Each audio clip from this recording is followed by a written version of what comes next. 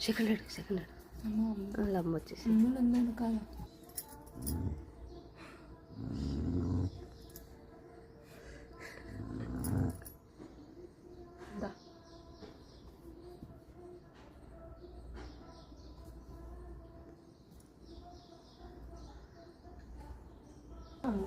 చూడండి అది పిల్లలకు పాలించుకుంటే ఇలా గుర్రం ఉంటుంది వచ్చి ఏంటమ్మా